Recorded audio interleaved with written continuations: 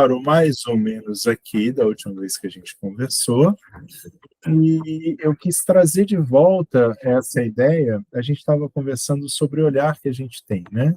O olhar não foi gravado, quem estava aqui viu, quem não estava não viu, mas a gente estava vendo aquele olhar que a gente tem, o desenvolvimento do olhar espiritual e o desenvolvimento do olhar material, né? E o que cada um vai refletir. Se eu estou buscando um olhar espiritual, eu vou ver as coisas materialmente falando. Se eu for buscar um olhar espiritual, eu vou ver as coisas espiritualmente falando. Então, esse desenvolvimento dessa consciência, desse olhar, modifica muita gente. O que leva a gente para esse questionamento assim, bom, mas e aí? O que é karma, vikarma e akarma e niskama karma? O que é isso tudo? Vocês lembram que a gente chegou a falar de niskama karma yoga, karma kanda, karma yoga, tudo isso a gente falou, são termos que a gente estava trazendo, né? Então vamos recapitular um pouquinho. O que é karma kanda? Eita, vamos lá. Karma é ação. E karma kanda? O que eu estou falando quando eu estou executando karma kanda? Eu estou executando uma ação interessado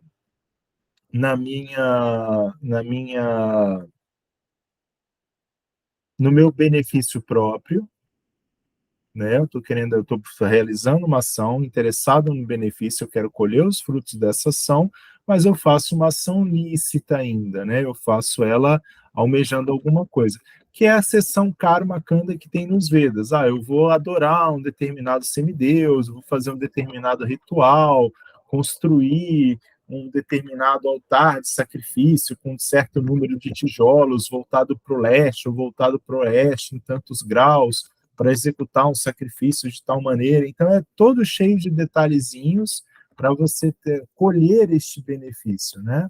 E almeja-se com isso algum aspecto material ainda. Então, isso é uma karma kanda.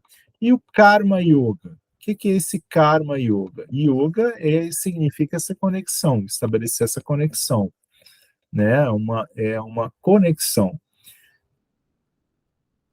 Conexão com o quê? Com o divino. E esse karma yoga significa o quê? Karma ação. Então, eu vou fazer alguma ação buscando alguma coisa divina. Tá certo, ok. Algo que me estabeleça uma relação divina. Mas quando eu executo um karma yoga dessa maneira, muitas vezes eu ainda estou apegado aos frutos da minha ação. Ainda estou querendo algum proveito próprio, algum tipo de reconhecimento, ainda tem algum aspecto material ali que ainda não está legal. E quando eu falo de Niskama Karma Yoga, né, quando Karma Yoga ainda existe algum desejo, e Niskama, Kama é desejo, Nis é negação. Então, Niskama Karma Yoga é executar um Karma Yoga sem o desejo do resultado daquela ação, sem estar com algo em mente, sem estar desejando alguma coisa. Eu quero executar aquilo porque aquilo é o correto, é o mais certo de eu estar fazendo, né? Não aparece nada no slide? Não está aparecendo para vocês o slide? Para mim, tá. Para mim tá aparecendo também. Para mim tá aparecendo sua foto. Tá aparecendo a sua foto. Eu acho que tem alguma coisa aí na conexão de vocês, eu vou parar aqui, vou fazer de novo. Deixa eu... Ecrã inteiro, partilhar.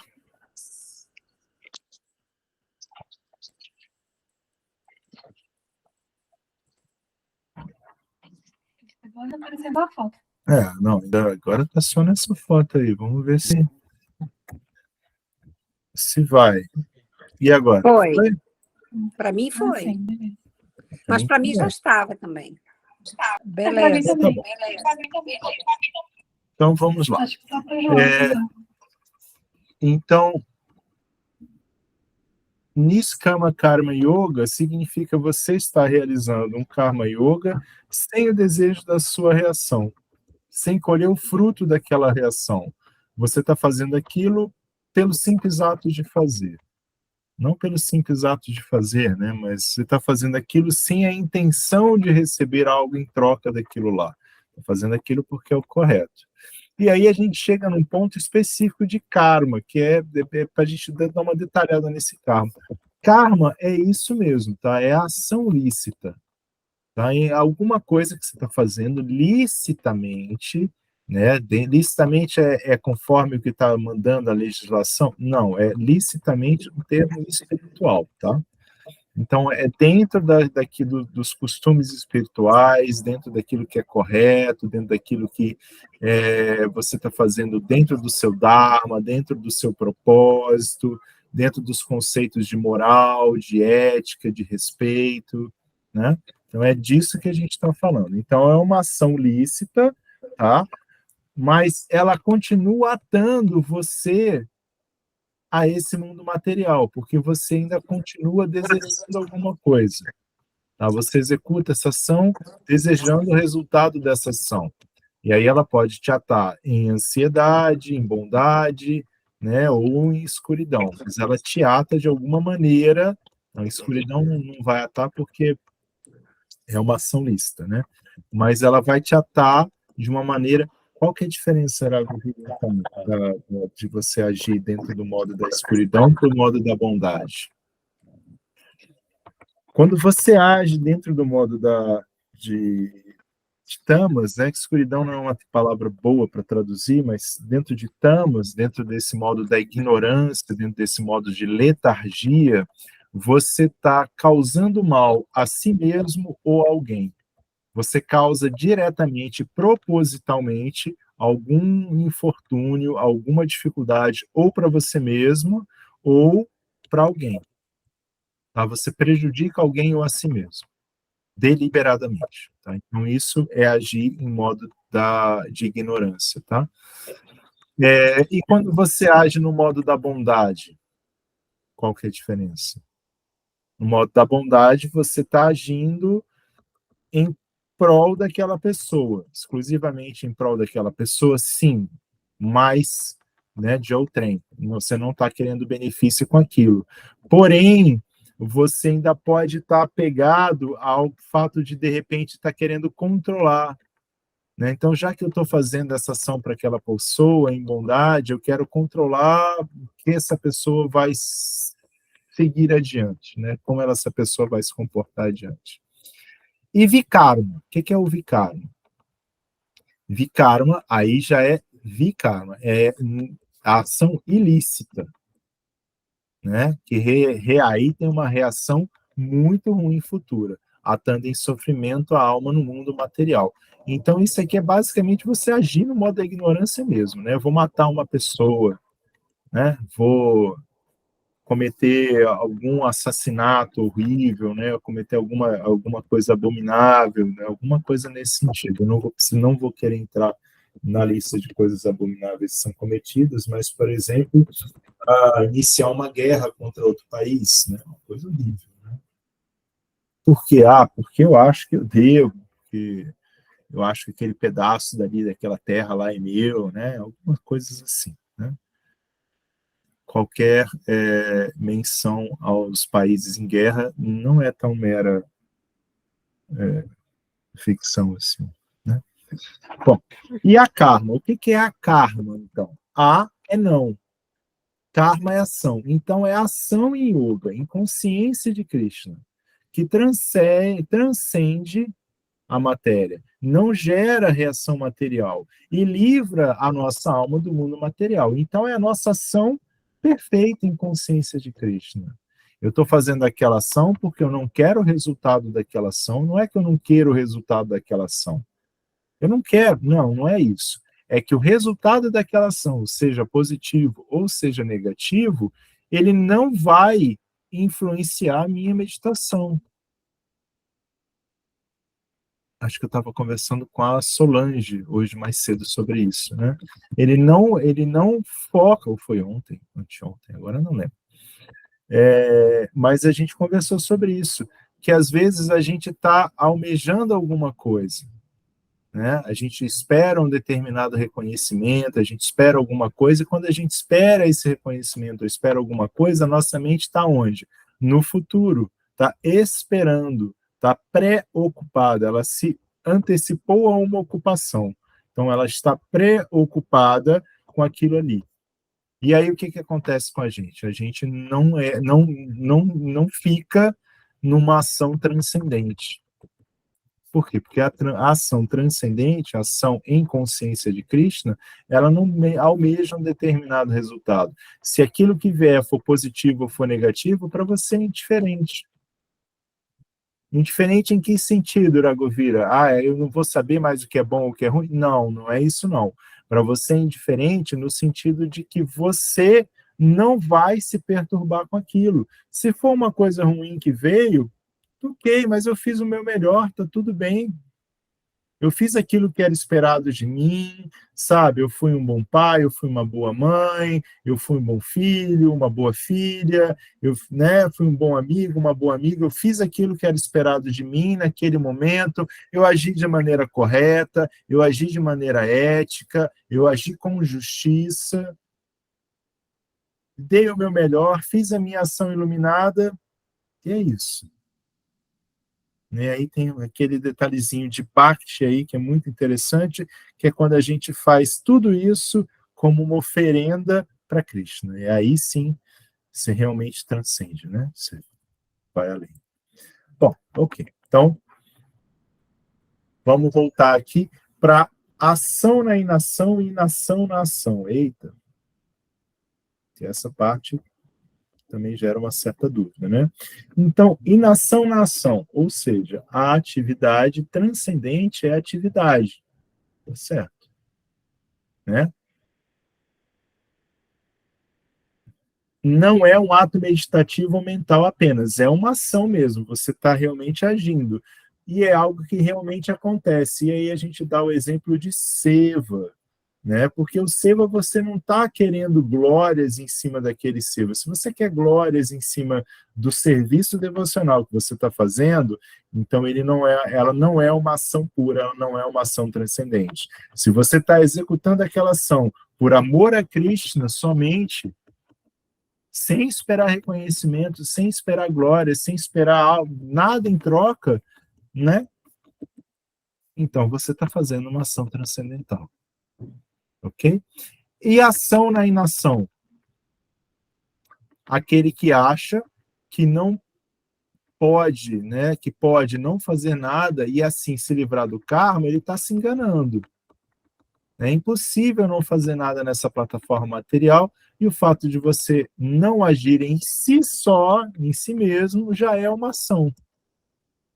Né? Estou vendo sinal fechado. E estou vendo que tem aliás, estou vendo sinal aberto, estou vendo que tem uma pessoa com deficiência visual, aí ela vai atravessar ali, não tem barulho sonoro, está vindo um caminhão. Se eu não ajo, aquela pessoa vai morrer. Eu posso escolher não agir? Posso escolher não agir. Eu sei que eu estou dando um exemplo extremo, mas eu posso escolher não agir. E eu posso escolher agir. Eu posso escolher ir lá e interromper o andar dessa pessoa e falar, não, espera um pouquinho, que o sinal está verde, você não está vendo, você não consegue ver, mas está vindo um carro bem ali. Né? Então, é isso daí. Vamos seguir adiante, que eu quero ver se a gente consegue terminar hoje. Dúvidas? Sem dúvidas? Podemos seguir? Vou seguir. Qualquer coisa vocês me avisem, tá?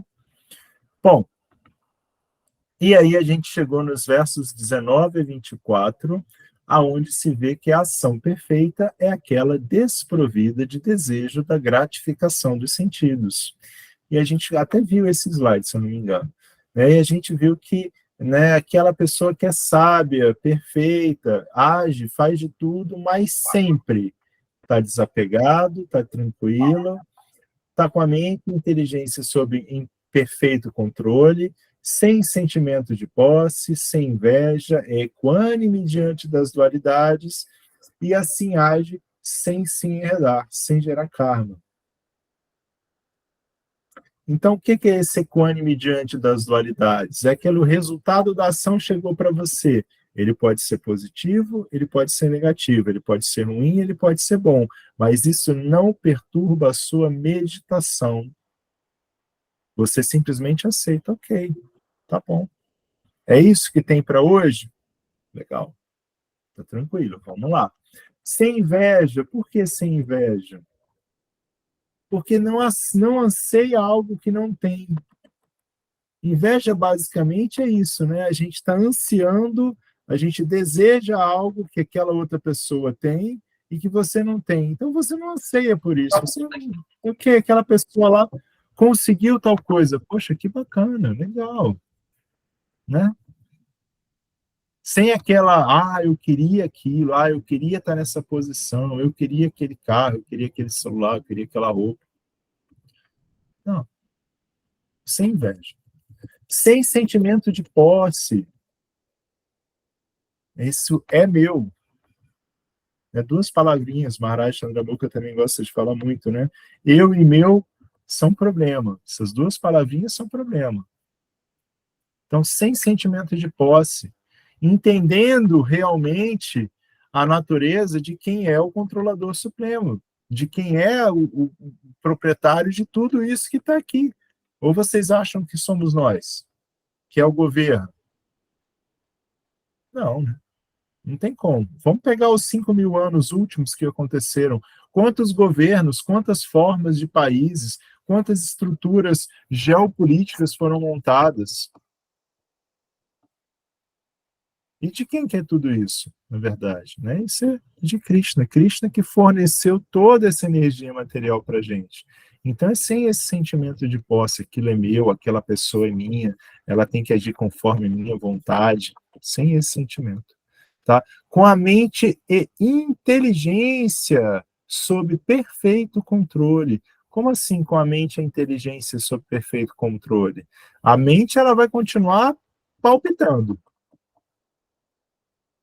Ela vai continuar alucinada, ela vai continuar desejando uma montoeira de coisas, porque ela quer desejar. Mas à medida que a gente se aperfeiçoa em Bhakti Yoga, a gente começa a estabelecer, a gente começa a recolher os nossos sentidos, dos objetos dos sentidos, né? A gente começa a ser mais introspectivo. O que vai acontecer com a nossa mente? Aqueles sentimentos, aquelas emoções, aquelas sensações, elas vão bater na gente do mesmo jeito, elas não vão parar de bater nunca, elas vão continuar lá. Mas a gente vai ver isso um pouco mais à frente. Mas a gente vai ficar equânime, estável. Aquilo deixa de perturbar a gente. Aquele desejo por uma determinada coisa deixa de perturbar a gente. Você fala, nossa, aí. Se vier, veio. Se não vier, tá bom também, tá tudo certo. Não é por conta disso que você vai se exaltar. E desapegado, tranquilo, né? Mas você já fez toda essa parte para trás, o desapego e tranquilidade são naturais, né? Não estar apegado ao quê? Não estar apegado às posses que você possa imaginar que tem, né? Que na verdade não existem. Ou as tantas emoções, quantas posses materiais, físicas, palpáveis, né? Que você toca. Sentimentos, pessoas, relacionamentos. Nossa, relacionamento é complicado, né? Esse aí é complicado, né? Minha esposa, meu esposo, meu filho, minha filha, né? Complicadíssimo isso aí. Mas é o desapego no sentido, vai deixar de ser? Não, não é isso. Pode até deixar de ser, no caso disso, marido e mulher, né? Esposo e esposo. Pode até ser que um belo dia deixe de acontecer, mas não é isso. É o desapego no sentido de, cara, ok, tá tudo bem. Mesmo que em algum momento aquele relacionamento termine, tá tudo bem. É o desapego de querer controlar. o desapego de se sentir como dono, proprietário daquilo, proprietária daquilo, né? Daquela pessoa, daquelas emoções, do que aquela pessoa tem que fazer porque por conta das coisas que você fez. É nesse sentido, tá? E isso, obviamente, gera tranquilidade. Muito bem, vamos adiante aqui para a gente poder ver o que tem, né? Tem mais que a gente tem.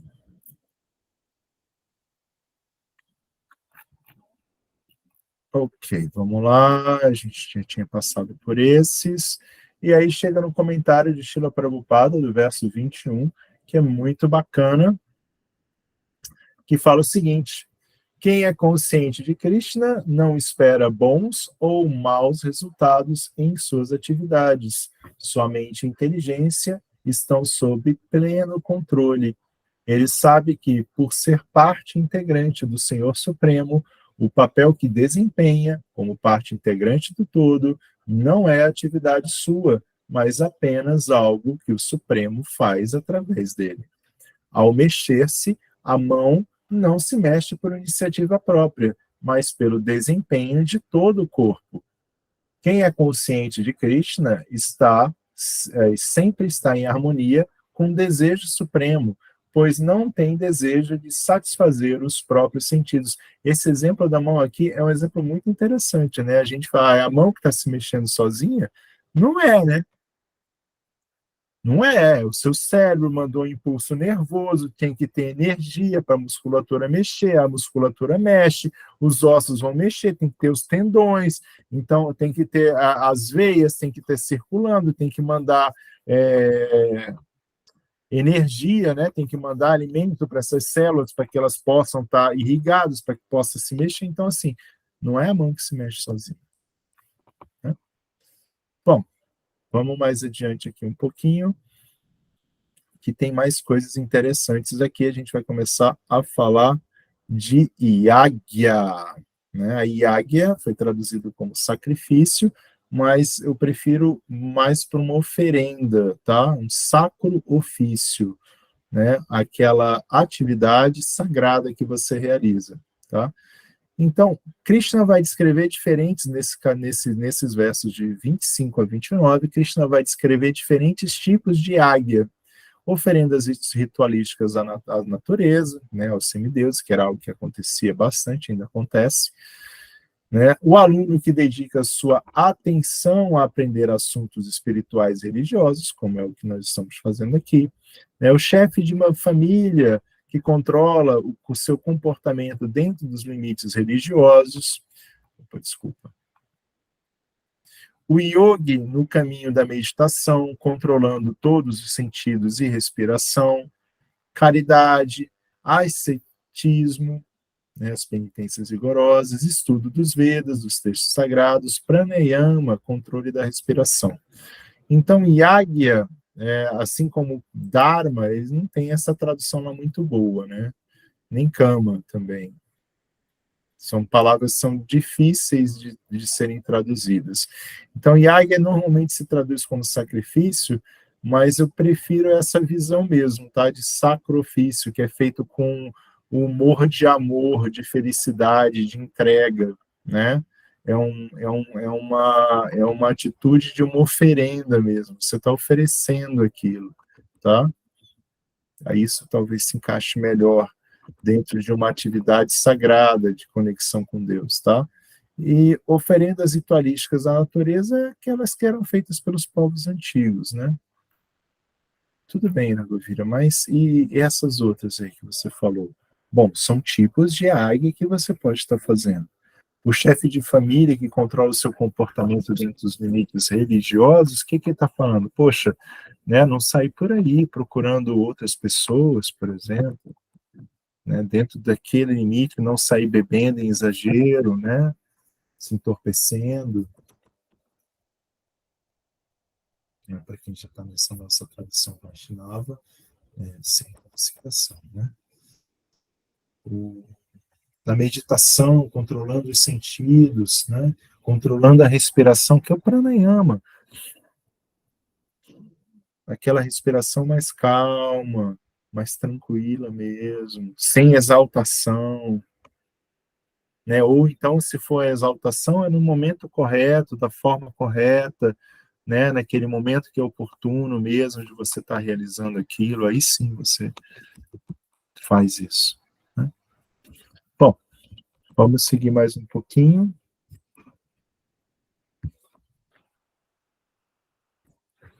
Todos esses atos de águia, eles servem para elevar a consciência, para purificar o coração.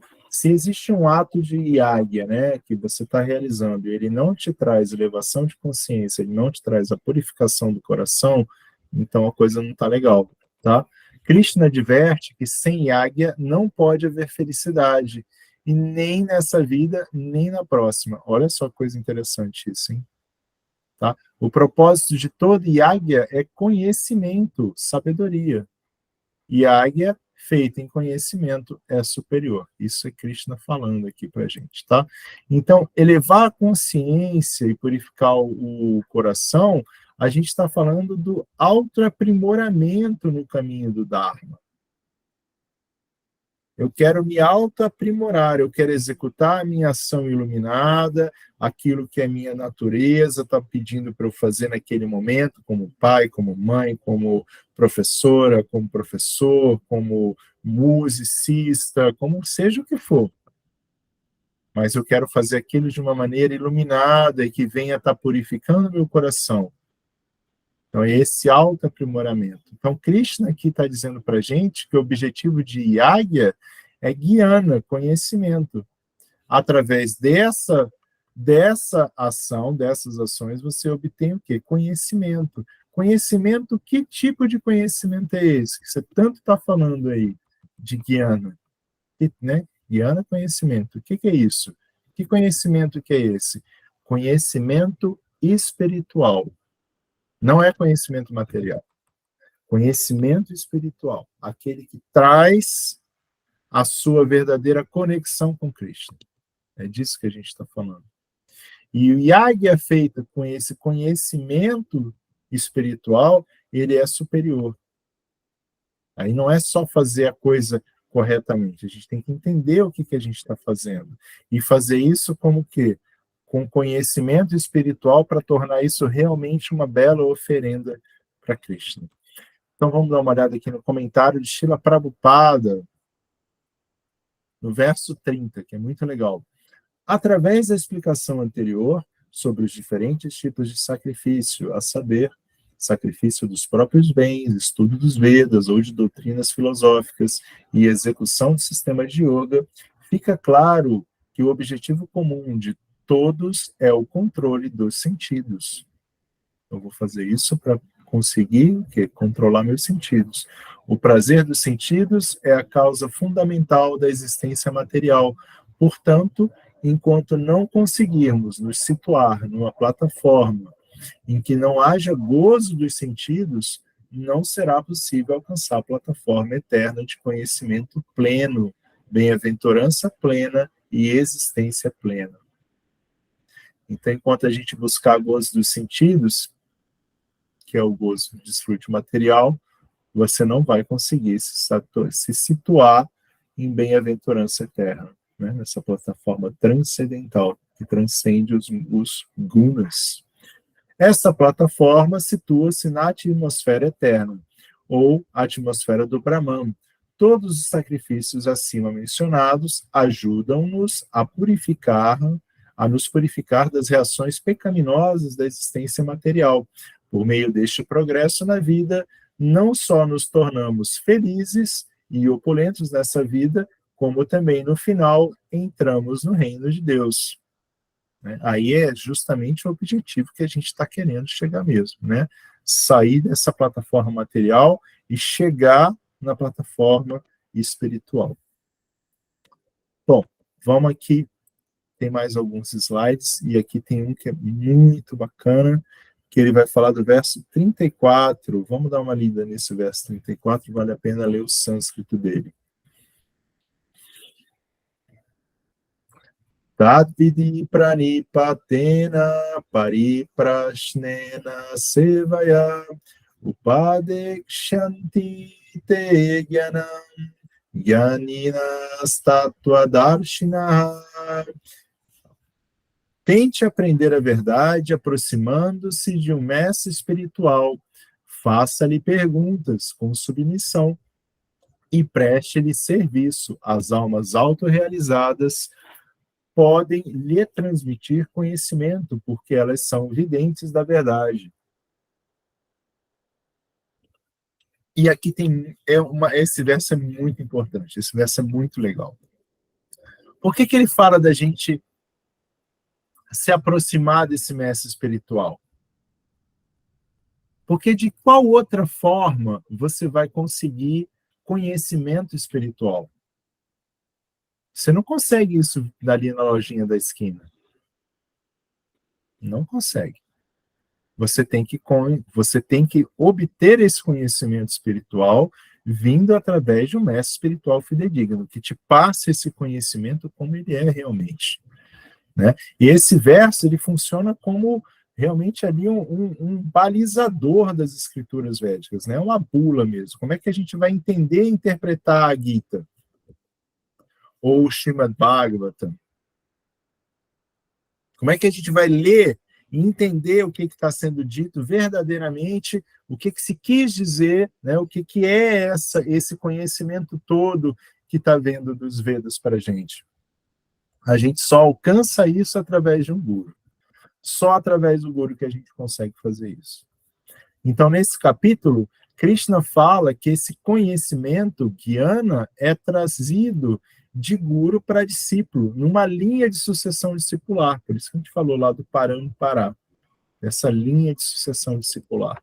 Krishna revela que quando este conhecimento é perdido, ele mesmo avatara nesse mundo e reestabelece esse conhecimento. Foi o que a gente viu, né?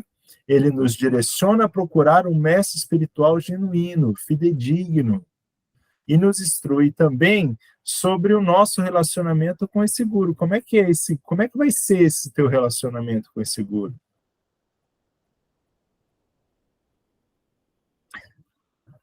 Govila, mas esse papo de submissão aí tá complicado, hein? Como é que é isso? Então, faça-lhe perguntas com submissão. Com submissão é uma palavra que muitas vezes ela é deturpada dentro do nosso conceito, né? Mas é estar sob a missão. Estar na missão desse guru. Aceitar verdadeiramente a instrução que ele está lhe passando. Porque ele também não vai te passar, se é um guru fidedigno, ele não vai te passar uma instrução material. Ele vai te passar uma instrução transcendental. Ele vai te passar um aspecto que vai te autoaprimorar. Muitas vezes você pode achar que aquilo lá não era bem o que eu estava esperando, mas não é para você, não é para o guru ficar, te adulando, nem você adular o guru, não é esse. O relacionamento discípulo-guru não é esse. Não é isso que Krishna está dizendo aqui. Né? Porque agindo com submissão, você está com a mente aberta para essas respostas que o guru vai estar te dando. Que não necessariamente é aquilo que a gente quer ouvir, mas que com certeza é aquilo que a gente precisa ouvir. Entende? Essa é a grande sacada. Essa é o grande lance. Mas e aí, o que é o guru, então? Então, vou botar aqui. Né? Eu escolhi a foto de Prabhupada, porque Prabhupada representa, um devoto puro, representa o nosso Jagat Guru, o maior guru, aquele guru universal. O que é um guru? Segundo as escrituras, existem 4 qualificações para alguém ser um guru. A primeira, conhecer as escrituras sagradas. Estar praticando o que elas ensinam. Então, é ensinar pelo exemplo. Estar disposto a ensinar os outros através do quê? Dos seus exemplos, das suas ações, das suas atitudes, da sua fala, da sua conduta. Ser transparente em seus ensinamentos. Como assim transparente? Aquilo que ele está ensinando é transparente, não tem Não tem mimimi, não tem 9 horas, não tem curva, não. É aquele ensinamento da forma como ele recebeu, é o mesmo. O significado do que ele está te passando é o mesmo significado que ele recebeu. As palavras podem ser outras, porque as línguas elas vão mudando, elas vão evoluindo. A linguagem que a gente usa, às vezes, ela vai sendo modificada, mas o significado, a intenção é a mesma.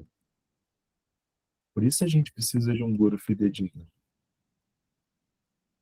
Ok? Vamos lá. Mais um pouquinho. Comentário de Srila Prabhupada no verso 34. O caminho da realização espiritual, sem dúvida, é difícil. Portanto, o Senhor, aconselha que nos aproximemos de um mestre espiritual genuíno que está na linha de sucessão discipular, proveniente do próprio Senhor. Não pode ser um mestre espiritual autêntico quem não segue este princípio da sucessão discipular. O Senhor é o mestre espiritual original.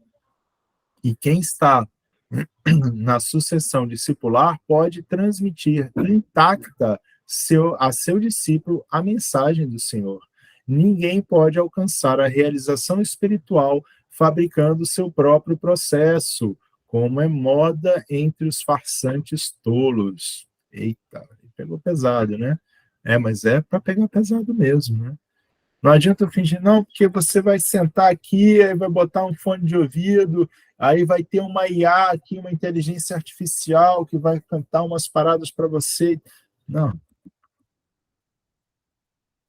É porque se você segurar o pé assim e der 3 pulinhos e uma volta, não sei aonde, pular corda. Não. Não é isso. Não é isso. A gente está falando de emoções que estão no seu coração, de atitudes, de vontades, de desejo que estão no seu coração, da sua índole, né? É isso. É o desejar o bem de verdade. É o fazer a oferenda para Krishna de verdade, com o coração. É bem por aí. Tá? Tem mais a ver com o aspecto interno que está no seu coração, dentro de você, do que com o aspecto externo. E para a gente poder desenvolver esse caminho de chegar lá, a gente precisa de um guru que entenda esse processo, que consiga transmitir para a gente, no nosso linguajar, a mensagem que a gente precisa ouvir para desenvolver isso daí. E essa mensagem que ele vai dar para a gente é uma mensagem que está baseada em cima das escrituras. Você vai pegar as escrituras e vai ver. E mais importante foi o que a gente falou ali atrás, né? Ele vai seguir pelo exemplo, ele vai agir conforme as escrituras, conforme o que está dito lá. Ele vai dar o exemplo para a gente. Aqui a gente pode citar vários aqui no Brasil, né? Maharaj Devantani, Maharaj Purushatraya, Maharaj Chandramukha, Maharaj Yamuna, todos 4. Excelentes exemplos. No sul a gente tem o Prabhu Harakanta, né? Tem vários exemplos assim. Paravyoma Prabhu, o Prabhu Lokachat, tem vários exemplos dentro da nossa comunidade de pessoas, né, que agem instruindo a gente, que agem como exemplo. É isso. Esse aí é o caminho. Vamos mais um pouquinho. Versos 35 a 39. Então, Krishna agora vai falar das glórias de Jnana Yoga, desse conhecimento transcendental, né? Finalmente, Krishna vai detalhar um pouco mais sobre desse conhecimento transcendental, sobre essa sabedoria espiritual que nos permite sair desse oceano de sofrimento, né? Então ele fala o seguinte, que tendo recebido, através de um mestre espiritual, nunca mais cai-se em ilusão, tendo recebido e tendo aceitado. Não é só ouvir, tem que internalizar também. Mas você nunca mais vai cair em ilusão, tá? Dragovira, mas tem umas coisas que ainda não pararam. Aí eu gosto de usar muito aquele exemplo do ventilador que o Chandramukha Swami usa também, tá? Às vezes você tira a tomada, né, o ventilador da tomada, você puxa a tomada, mas a pazinha continua rodando. Ela vai demorar um tempinho ali para parar de rodar, tá? E dependendo dos seus relacionamentos, ela tipo fica com uma bateria extra.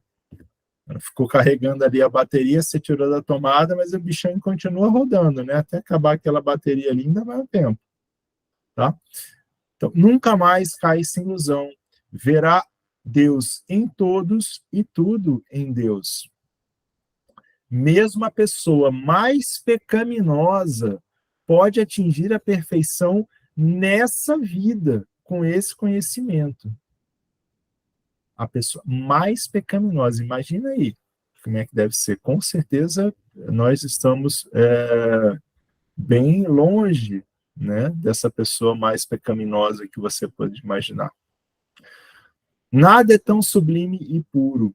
É o fruto maduro do yoga. E Krishna compara esse conhecimento transcendental com o barco ao qual você pode cruzar esse oceano de miséria, né, esse oceano material. É o fogo que vai queimar as cinzas, né, vai queimar as cinzas do seu karma, né? Vai queimar tudo, vai reduzir o seu karma a cinzas. A espada que vai cortar suas dúvidas. Então ele faz essas comparações que são bem poéticas, bem bonitas, né? Vai queimar tudo, né? Vai reduzir seu karma a cinzas. Por que que reduz seu karma a cinzas? Boa pergunta? Vamos lá. Porque você não absorveu esse conhecimento? Está absorvendo esse conhecimento? À medida que você vai absorvendo esse conhecimento, pensa nesse mundo material e nessa roda de karma, né, nessa lei do karma, como uma escola, ok? É mais fácil entender dessa forma. A partir do momento que você já obtém todo o conhecimento que essa escola podia te dar, você precisa ficar nela? Você já passou na prova final. Não há dúvidas quanto a isso. Você vai continuar, vai precisar continuar aqui na escola?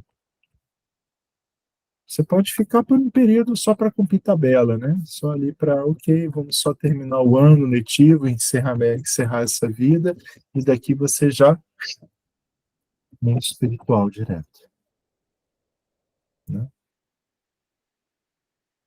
Então, esse Jnana Yoga é o processo de usar esse conhecimento que a gente está falando agora para se elevar.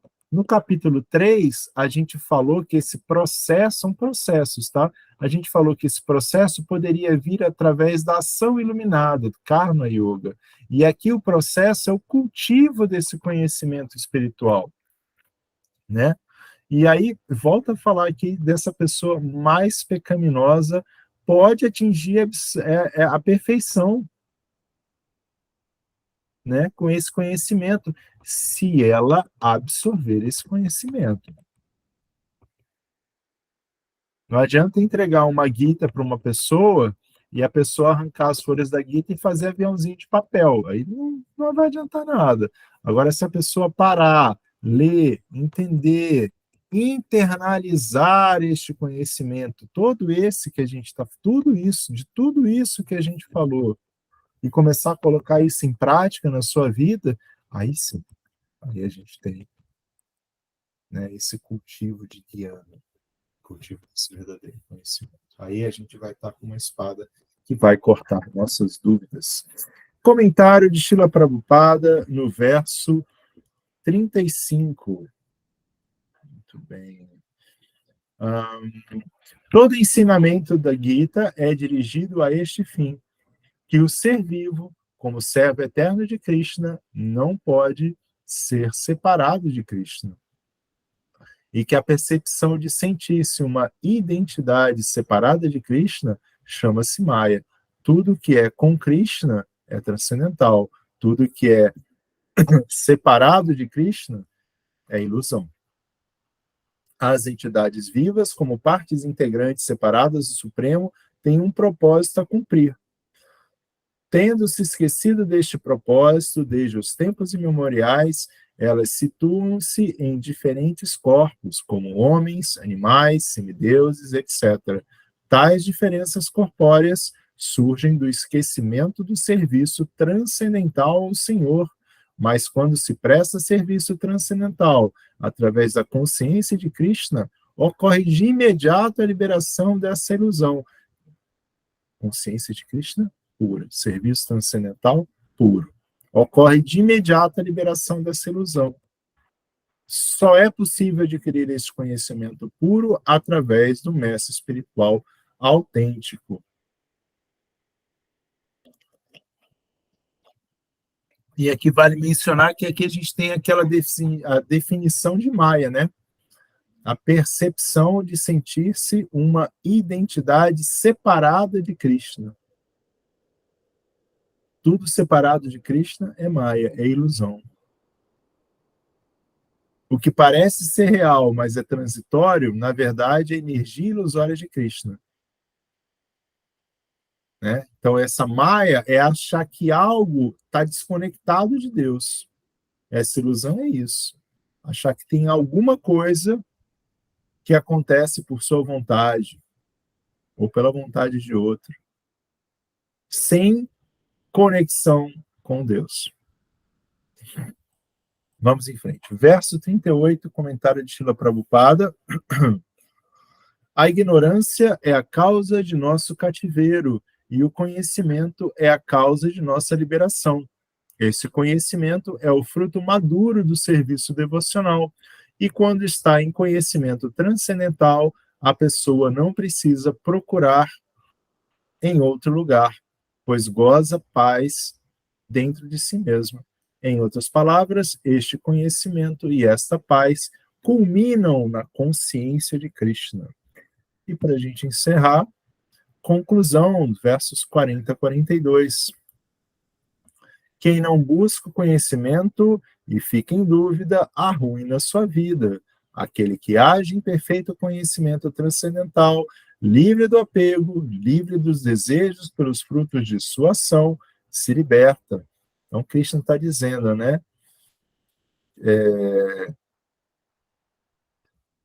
Em sânscrito, Chitwainam Samshayan Yogam Atistotista Bharata. Fala isso. Contanto, suas dúvidas ao situar-se nesta yoga de conhecimento, né? Tirando, né? Eliminando suas dúvidas ao situar-se nessa yoga de conhecimento, levante-se e lute. Armado com esse conhecimento, né? Levante-se e lute. Então, a Arjuna fica em dúvida se era para agir ou se era para pensar. Então, Krishna fala no capítulo 3, mostrando como agir. E no capítulo 4, ele enfatiza esse conhecimento, o conhecimento espiritual. Mas no finalzinho, ele fecha o capítulo 4, indicando que deve-se agir em conhecimento transcendental. Que é justamente isso que ele está trazendo aqui para a gente. Perceba, então, que esses são caminhos separados, aliás, que não são caminhos separados, né? Agir e cultivar esse conhecimento não são caminhos separados, né? Eles são como tronco, como galhos de uma mesma árvore. Devemos buscar agir corretamente de acordo com o nosso Dharma em conhecimento transcendental e realizar tudo isso como oferenda para Krishna. Né? Tudo isso que a gente está fazendo, a gente tem que fazer como oferenda para Krishna. A ação iluminada com conhecimento transcendental, estou fazendo isso porque é o correto, como oferenda a Deus, ok, vamos lá, Mas a Arjuna ainda não capta isso daí. Ele não captou a mensagem do seu amado Guru. Ele não captou. E aí Krishna vai falar um pouquinho mais no capítulo 5, mas aí o capítulo 5 vai para um próximo momento, onde a gente se junta. Dúvidas, perguntas, é a hora. Muita informação, né? Talvez.